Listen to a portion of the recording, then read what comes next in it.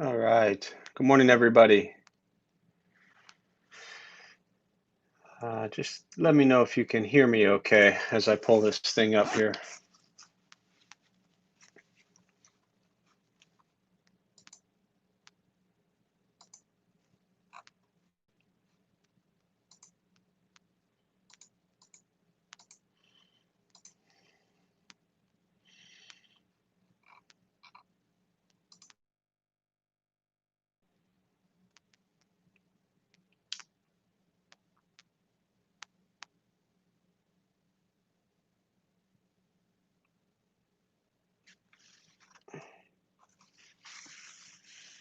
All right. Can anybody hear me? If you can, just type a little message here in the chat box, just so I know.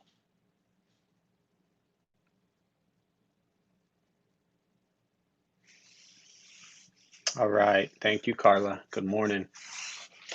All right. So we'll go ahead and join palms and repeat after me. I take refuge in the Buddha. I take refuge in the Dharma. I take refuge in the Sangha. And keeping the palms joined.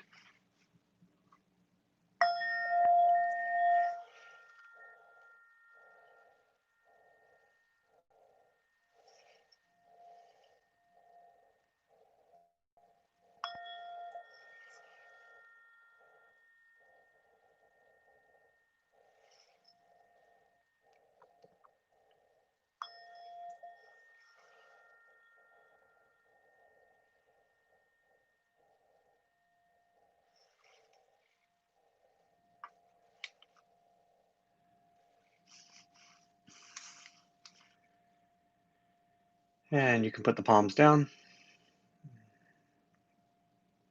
So, good morning, everybody.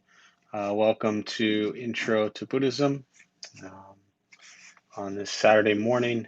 Uh, I always like to start out with a little question, just to give a few minutes for our millions of followers to jump on and also just to get you communicating with each other a little bit. Um, but I think question for today is let me think for a second. I don't ever have a question until I sit down. So, the question for today is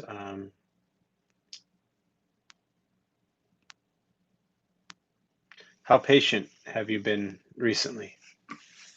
Um, and you don't necessarily need to get into specifics. It's only an hour long that we have together.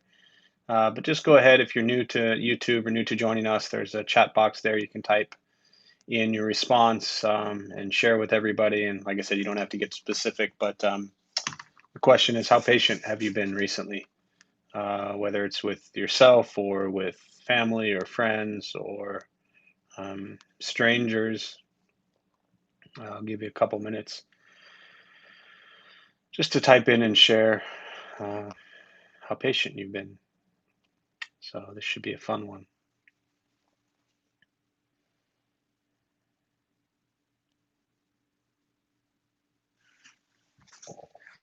And while you're doing that, give me 1 minute. I'll be right back.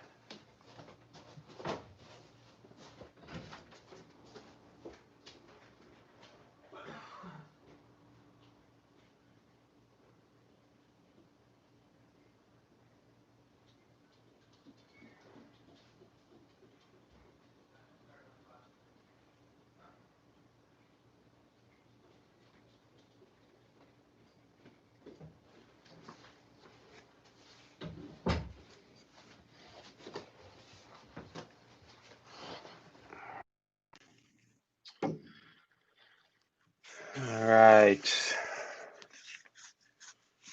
Not very patient. I just got mad at someone who was not respecting social distancing at the grocery store.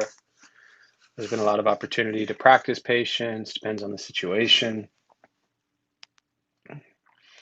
Yeah, and with all these questions, usually that I throw out, there's not necessarily a right or wrong answer. It's just a matter of really honest reflection on how you're doing with your practice of patience. And sometimes kind of expressing that and looking at it is beneficial and also helping you and others hold you accountable. Um, Not as patient as I would have liked to have been with myself. Fairly patient, mostly just the person I'm closest to tries my patience sometimes. Yeah, she works that way. Um, those we know and love the most are often the most challenging. But what that means is we're also often the most challenging for them. So always good to keep that in mind. Anybody else want to share how you're doing with patience?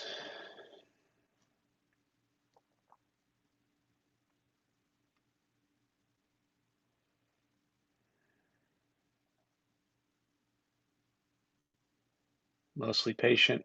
That's good.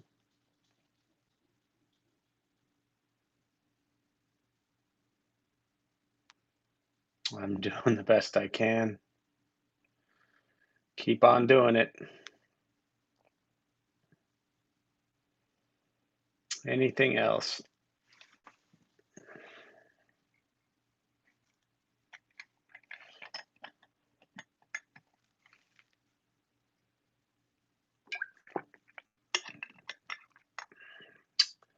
Trying to be patient. Definitely. It really is, I think, a constant effort.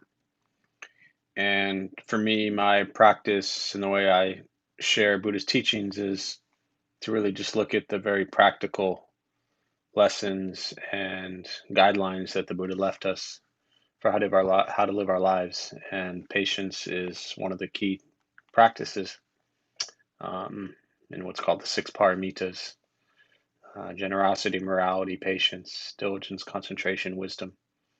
And often this patience starts with applying it to yourself and then to others. So, all right. Well, with that, and I appreciate you all sharing. With that, we'll go ahead and get started with the meditation practice. For those who are maybe joining us for the first time, there's a couple things to tell you before we begin. Nothing's going to happen to you. You won't float away. You won't have any mystical, magical experiences. You won't figure anything out whatsoever. The mind won't shut off. You won't think nothing. We're just going to sit. We're going to breathe. You'll hear sounds inside the room, outside, wherever you are. This is life. Life is filled with chaos, as we know, and the practice of meditation is learning to get quiet and still within all the chaos. So, posture, you just want to be comfortable. If you're on a cushion, often help slide into the front third, pushing the stomach forward. Allows the back to straighten. Shoulders are relaxed, hands are on the knees or in the lap. If you're on a chair, couch, or bed, or whatever you're sitting on, just try to sit upright, relaxing the shoulders. Close your eyes if comfortable or slightly open. Mouth is open or closed. I will guide us as we begin, and we'll settle into a little bit of silence.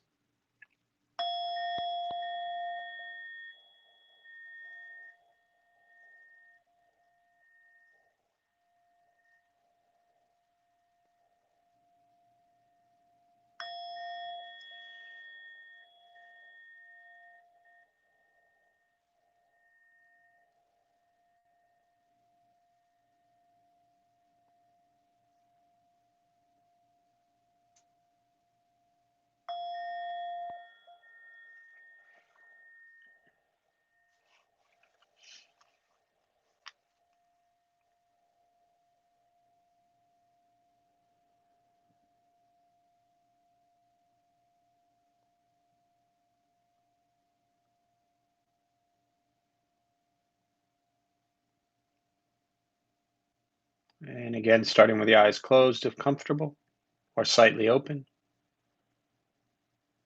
Mouth is open or closed. We'll start with taking 3 deep breaths slowly.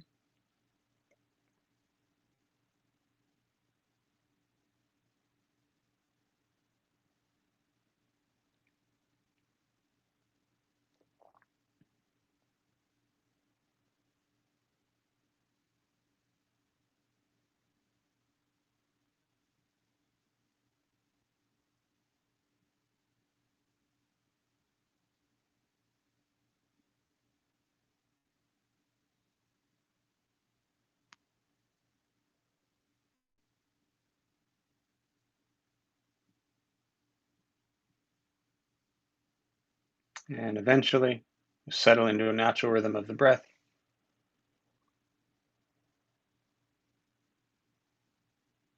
Knowing throughout the practice, you'll hear sounds inside the room, outside. These are not distractions, not disruptions, simply what's happening around us as we sit.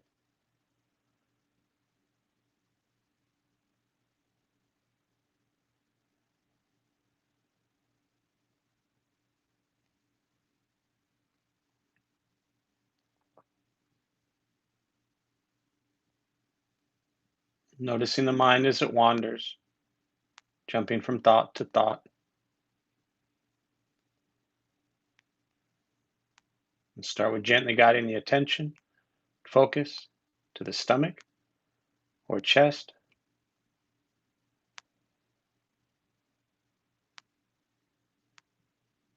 And breathing in, feel them rise. Breathing out, they fall.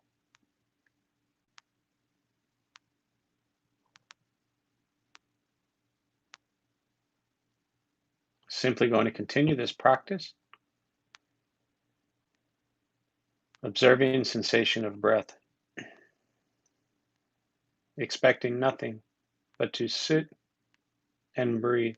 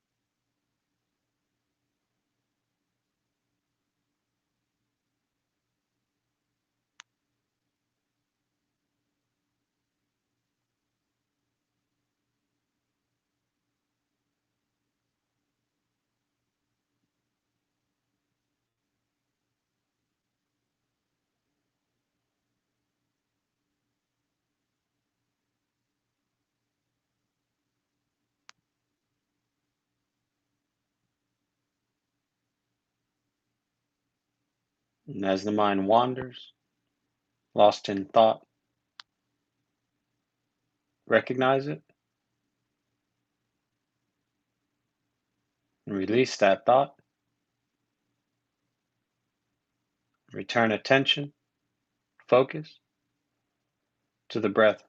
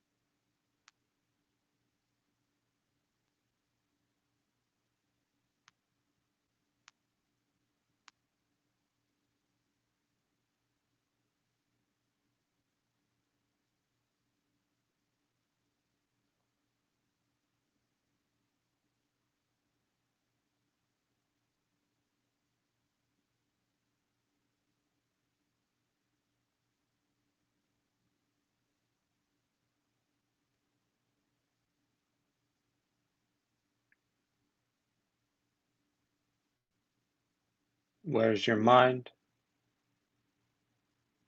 Lost in thought? Return attention, focus to the breath.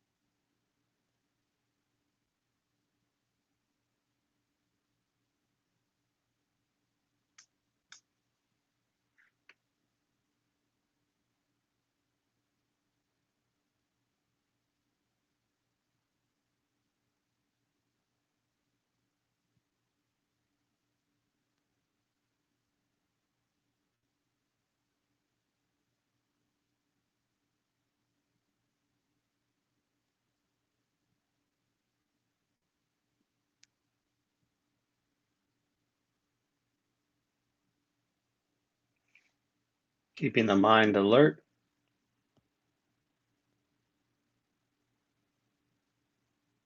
aware of each sound,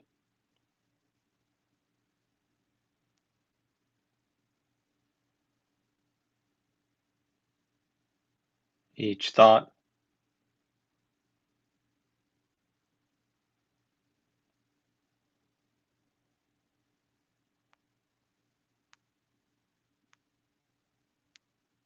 each physical sensation,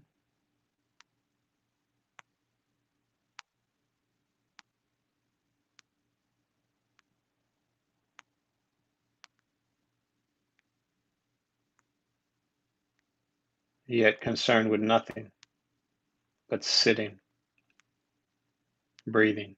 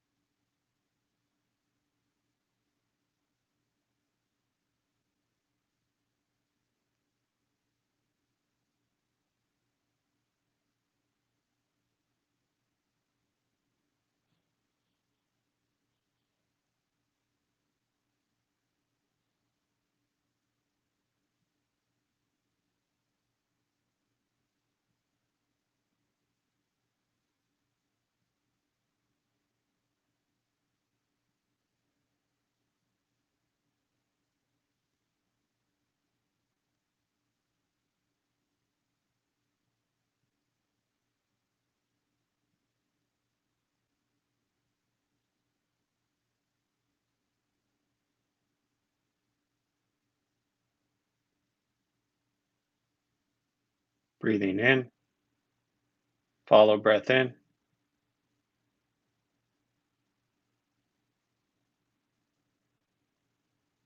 breathing out,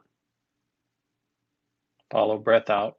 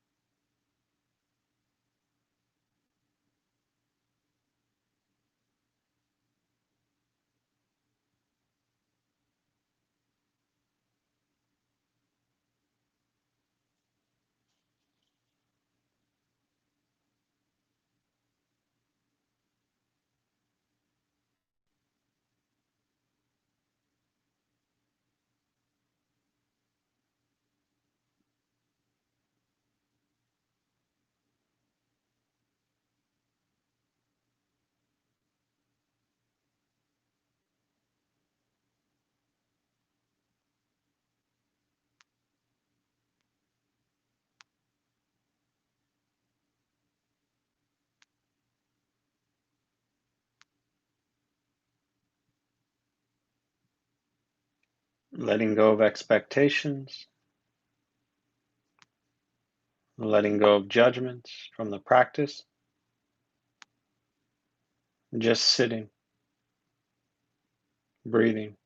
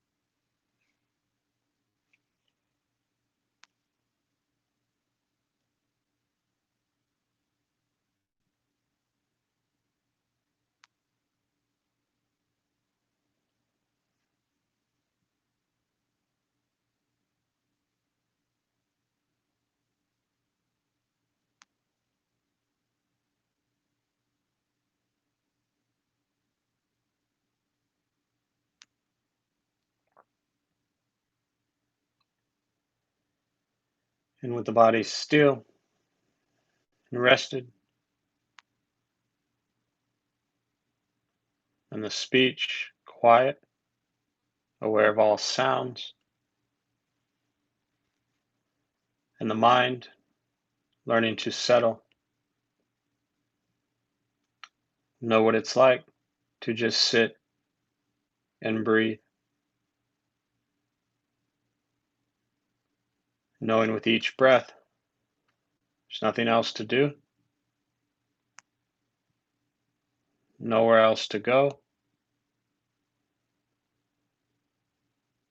no one else to be. Everything beautiful, exactly as it is. Sitting, breathing. And once again, taking 3 deep breaths slowly.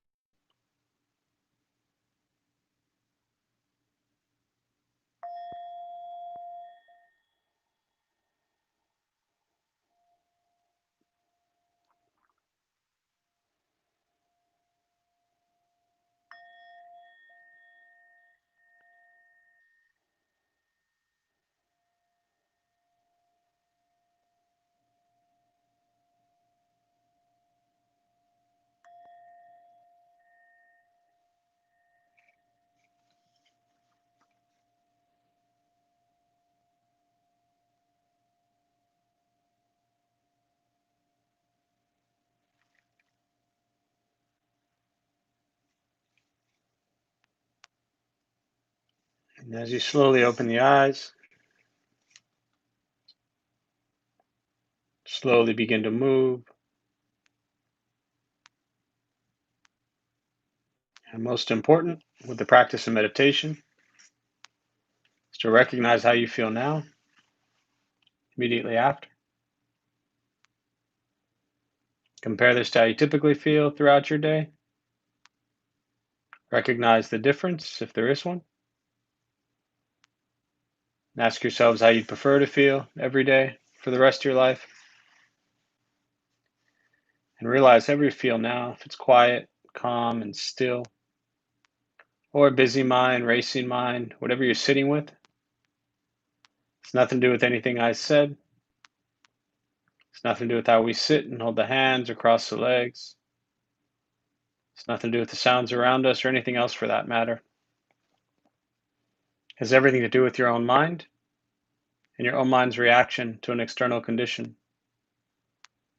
This is what the Buddha called pratitya samuppada, means dependent origination. This is the basis of the Buddha's awakening. The word Buddha simply means awakened. He was a human being no different than any one of us who began to understand why he suffered, why he got angry, sad, depressed, stressed, anxious. He began to understand the causal relationship of all phenomena. And what that means, very simply, for all of us, regardless of where you come from or what you believe in or where you think you're going, your whole life is filled with things that happen. You react. More stuff happens, more reactions. That's it. This practice is learning what it's like to respond to something quietly, peacefully, still. Because for most of us, the way you responded to the last 20 minutes is quite different from how you respond to everything else that's happening throughout your day. So all we're working on is closing the gap to where the way you feel now is closer to how you feel always. Just as driven, motivated, productive, successful, whatever that means to you in your respective lives. But with a mind that's steady, clear, focused, distracted by nothing, disturbed by no one. It's not an easy practice. It's not necessarily fun, but meditation is free, Buddhist practice is free.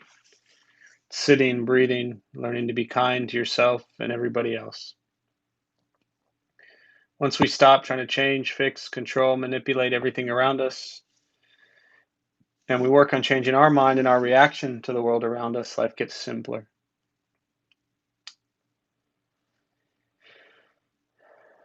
So at this time, I'd like to just really turn it over to questions, meditation, Buddhist practice, anything you're sitting with at this moment. And again, if you are new to joining us, welcome. I always prefer to use the rest of the time for questions, and I can address what you're thinking about and go from there. So there's a chat box there. You can type your question in. Again, anything related to meditation, Buddhist practice, um, just let me know.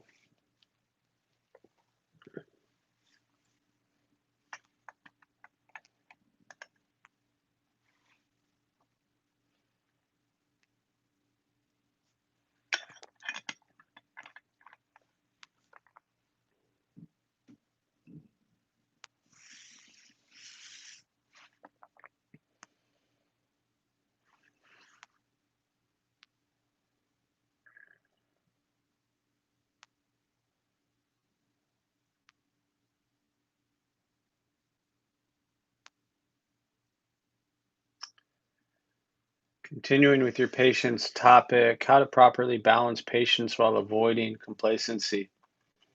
I mean, it's a good question, and for me, the initial thought that comes to mind is that patience is very active, um, maybe even aggressive, depending upon how you look at the word aggressive. But patience takes a lot of work, and complacency. And again, this is just semantics and how we view words. But when I see the word complacency, I think of just doing nothing, very passively. And I don't think of patience as a passive thing. I think of it as a very aggressive, aware uh, practice. Because being patient, as we know, is not easy. It takes a lot of work. It takes a lot of effort, a lot of diligence. Complacent is, to me, just kind of throwing the hands in the air, the throwing in the towel, and just sitting and doing nothing. And Again, I think patience is the opposite of that, but still waiting. So I think finding that balance, which, we've probably all had moments where we're incredibly patient and we are complacent. And then what is the balance between the two? I really think it falls into the intention behind the action. Um, Complacency, to me, the words that come to mind are lazy. Not necessarily that you meant it that way, but that's what I hear or what I see when I see the word complacency. Um, and I don't see patience as lazy. So I don't necessarily see these two words as things that we have to find a balance between. I see them as things that we have to recognize the difference between complacency and patience. And again, I'm repeating myself, I think, but when I look at the Buddhist teachings on patience, it's a very active kind of karmic act. It takes a lot of work to be patient with yourself, to be patient with yourself. It takes a lot of work to have patience towards others. And the ability to learn to sit and wait and be patient is takes great effort. So I think we have to look at, as I started to say, the intention behind what the thoughts or words or actions are, and that's our karma.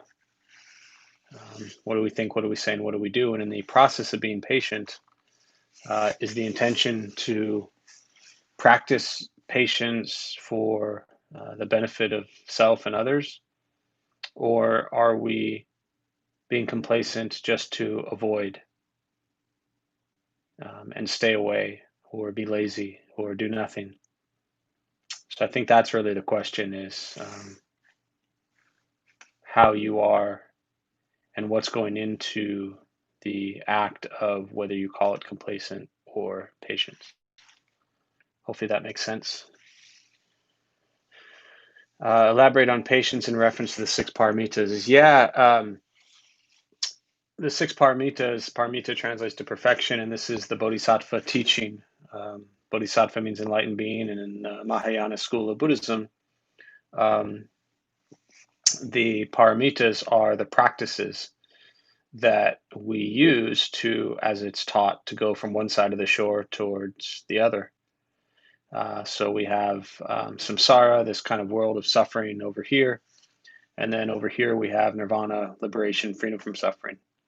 And just think of it as a river that we must cross. And the paramitas are the practices we use to get from one side of the shore to the other.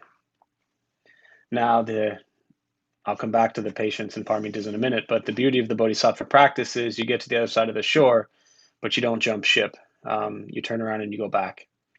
So it's a constant coming back to help others.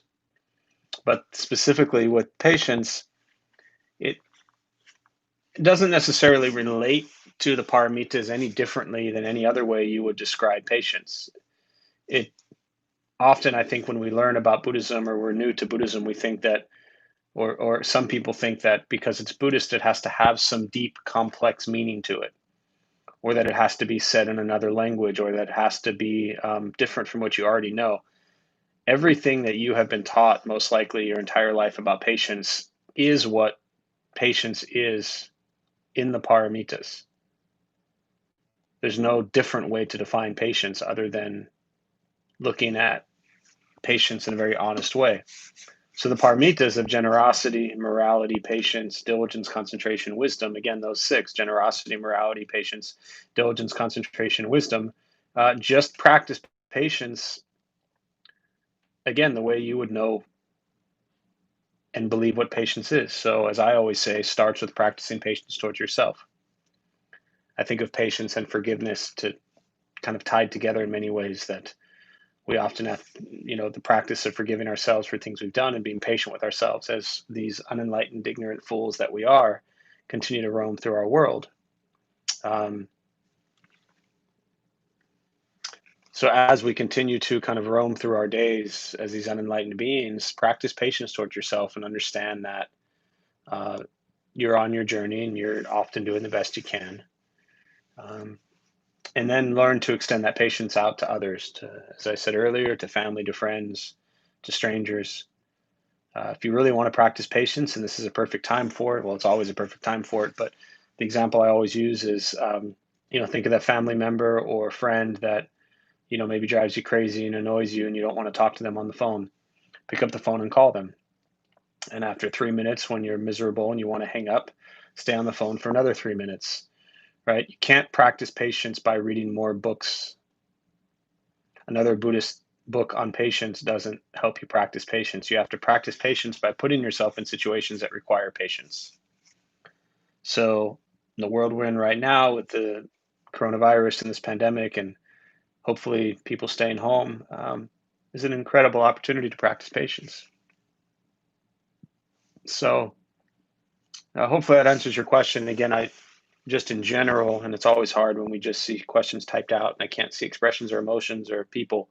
Um, but it's important to look at the paramitas: generosity, morality, patience, diligence, concentration, and wisdom, just as words that you would know in any other context, for the most part. I think one thing that changes, or one thing to focus on, I should say, within Buddhism, it is always about the intention behind the action. So, what is your intention behind patience? If your intention, almost as if I was saying earlier, is to avoid, or to ignore, then I don't know that that's really practicing patience. To me, that sounds like avoidance. So look at the intention behind it. Hopefully that helps. Oh, thank you, Holly. I try. Um, Samir, how do you not let the past define you? Well, it would start by not asking questions about it, because if you ask questions about letting the past define you, that means you are letting the past define you. Um, so even if you look at the way you word it, the past define you. Nothing defines you. Um, the real question is, how do you stop trying to define yourself? I mean, I understand the intention behind the question, but look at it as, why must you define yourself at all, whether it's the past or the present or the future? You are in this moment a series of actions in this moment, and that's it. That doesn't need a definition. That doesn't need a label. It doesn't need a I am this or I am that. That doesn't mean I'm a good or a bad person. That doesn't need I'm a right or a wrong. Um, I would work on practicing abandoning any definitions whatsoever. And if you can practice that, then it doesn't matter, as I said, if it's the past or the present or the future. You're just a body of a series of actions of your karma. You are your thoughts and your words, um, and your actions, what you do. So, thank you. What you said about patience, linking to forgiveness was especially helpful. Good. Glad that helps. Yeah, I think, for me at least, when you look at patience towards self or others, it often is tied to forgiving yourself or forgiving others for things that they have done, and learning to just kind of move on, and not get stuck in resentment and anger and hatred, because these things lead to tremendous amounts of suffering.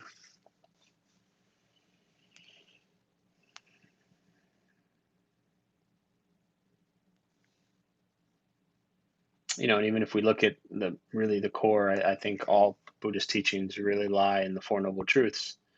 And the second one being the cause of our suffering, our greed, our anger, our ignorance. So, greedy, wanting things to be different from how they are. Well, they are exactly how they are. So embrace it. Angry at how things are, ignorant, thinking that, we know what and how things should be. So these practices of the three poisons, greed, anger, and ignorance, if you just apply generosity, compassion, and wisdom to each moment, um, there is no definition of who you are because of that. There's just being a person who acts and thinks and speaks with generosity, compassion, and wisdom. But even that doesn't define you, right? Too often people get wrapped up in like wanting to be a good Buddhist, or, good this or good that. Just be human, because you are, and focus on what you think and what you say and what you do.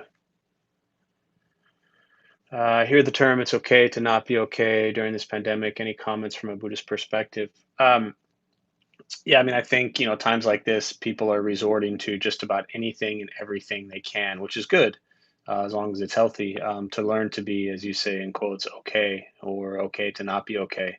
Um, a- and Tom, I know you've heard me talk about this a lot, but I don't.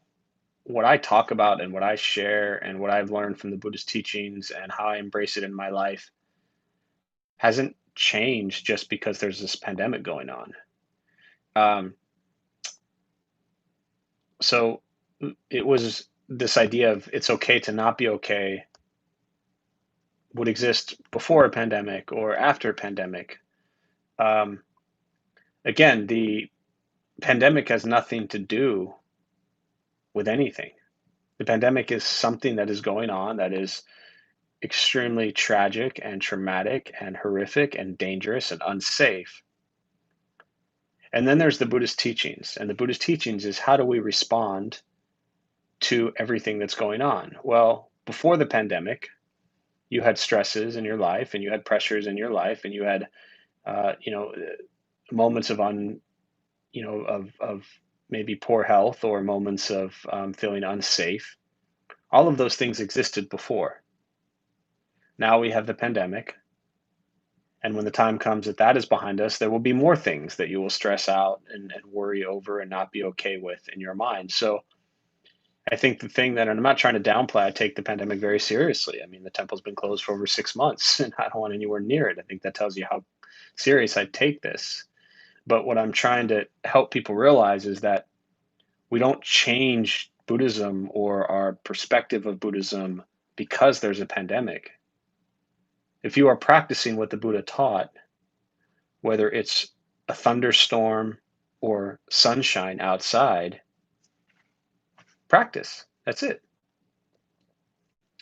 Um, that's really what it's about. And this idea, again, of it's okay to not be okay. Well, why? My question to you and to anybody else, Tom, is why do we have to view ourselves as okay or not okay? It goes back to having a definition and a label. Why do we have to define ourselves as being okay or not okay? I get it. Our minds, our Western psychological minds, we want to, I'm okay, good, check off this box. I'm not okay. I need therapy. I need medication. I need meditation. Check off this box, right? Whatever it is to, we're constantly looking at, am I okay or am I not okay? You're human. You're going to have a roller coaster of emotions throughout your life. All of them are impermanent. All of them are transient, including this illusion of being okay or not okay. To me, the practice is not defining yourself at all as okay or not okay. Um, those are all just labels and judgments you're putting on yourself. Just be kind, practice generosity, practice morality, practice patience, practice diligence, practice concentration, practice wisdom. Because hopefully none of you are foolish enough to think that just when the pandemic, just when the pandemic goes away, that all of a sudden your life is going to be great. I mean, look at it this way. Those of you I've known for years, we've all been practicing this Buddhist thing for a long time before a pandemic existed because your minds are a mess. My mind is a mess. That's why we practice. Now there's a pandemic. And when it goes away, do we think that all of a sudden our minds are no longer a pandemic? So I'm personally just not a fan of trying to apply things differently because of something external that's going on. I think that kind of undermines what the Buddhist teachings is really about. So hopefully that's helpful. Um, and again, the last thing I'll say on the okay or not okay, and Tom, I know you've heard this and have read and studied at least this a bit, but this idea of no self is that if you're calling yourself not okay, then you're giving rise to the sense of self and the ego and the pride and this permanent being that then needs to be fixed and become okay. So I would drop that label altogether and just be. Good morning, Cynthia. Thank you. You've answered the question. My pleasure. I try.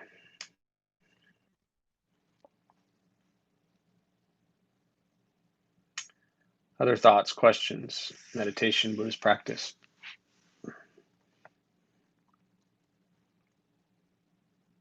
What I'm hearing a lot in these questions and in most questions that come up is so much of it comes from this idea that people are trying to be better than who they are. And I get it.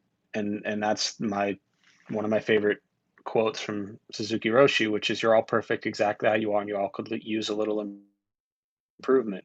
I understand that Buddhist teachings and the practice of diligence is that we're constantly working on being kinder, gentler, happier people, right? But the challenge is, can you do that without being so critical of yourself, right?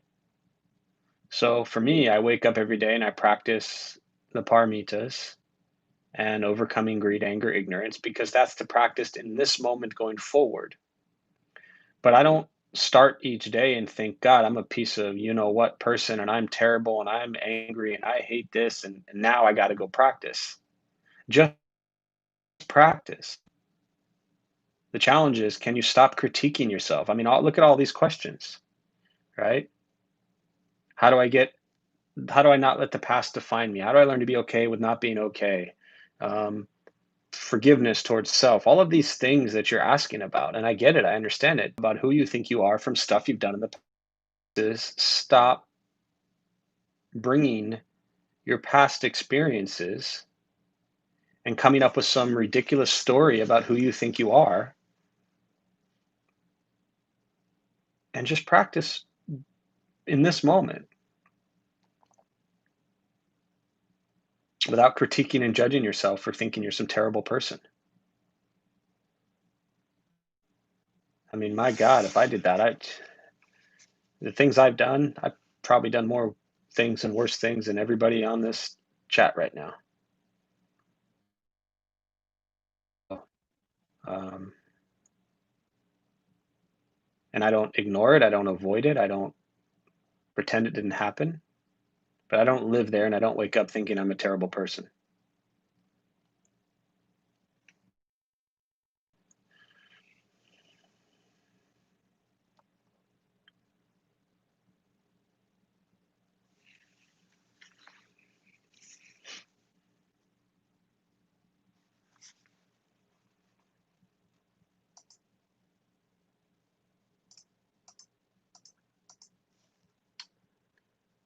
It feels like a relief to have the option to just let it all go. I mean, yes, that's what it is. It's a huge relief. I mean, um, for me as a practitioner, I grew up just really angry at everything and everyone, and then I built a life that was based on greed, anger, and ignorance. I spent the majority of my life being greedy, being angry, and being ignorant. And I just fed into this huge snowball of a story, feeding my ego and pride and telling myself that I'm okay or not okay, and then being more greedy and more angry and more ignorant, and then creating more karma that was painful. And to, as you say, let it all go, you just abandon the story. And it is incredibly liberating. It really is. And, you know, whatever people say about you, whatever they think about you, however they talk about you, that's their views and their judgments of you. And whatever views and judgments you have of yourselves, all the views and judgments people have of you and you have of you, none of them are correct. They're just stories. They're all illusions. Just be kind today, because that's all you can control.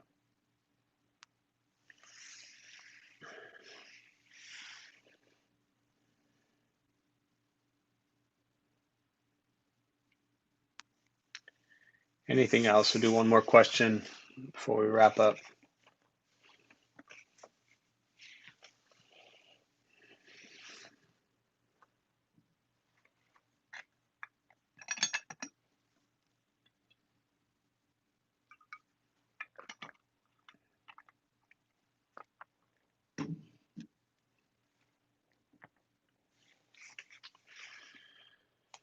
Anything else? Thanks, Samir. Love you too, brother. So we'll join palms. We'll do a transfer of merit. May the benefit of this practice be shared with all beings in all directions. May all be at peace. May all be free from suffering. May any merit gained from this practice be transferred to those who need it most.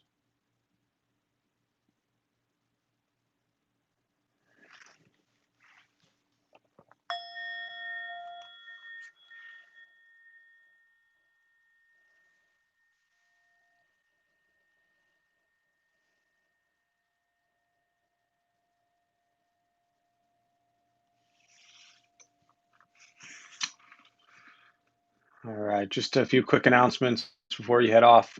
Thanks for being here. My name is Jeff. I'm a Dharma Bum.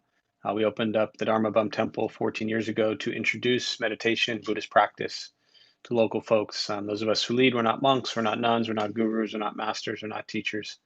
We're just practitioners. We do our best to take our understanding of Buddhist teachings and put it into terms that hopefully make sense to those who show up. So all of our schedule is online, or almost all of it. Just go to the website. There's a schedule there. It'll tell you how to join, whether it's YouTube or Tuesday, Wednesday, Thursday. Alex, Travis, and myself, we lead classes, and Saturday morning. And then everything else is on the weekends. Recovery groups in the evenings. Every night is a recovery group, Monday through Friday, 8 and 8:30. If you want to start your day with 30 minutes of silence, you can do that as well.